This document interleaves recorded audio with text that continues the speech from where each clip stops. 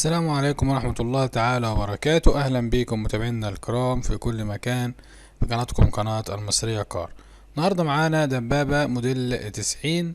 المكنة الصغيرة 5 غيار. عربية بس ما شاء الله حالتها ممتازة، رخصة منتهية في 2019.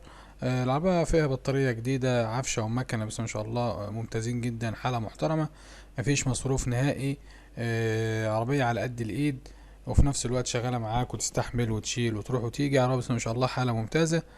العربية ديت فيها المكنة الصغيرة زي ما قلنا لحضراتكم، على كتينة. اللي هي المكنة ال5 غيار على كتينة. مطلوب في العربية دي 65,000. ده بالنسبة لسعر العربية.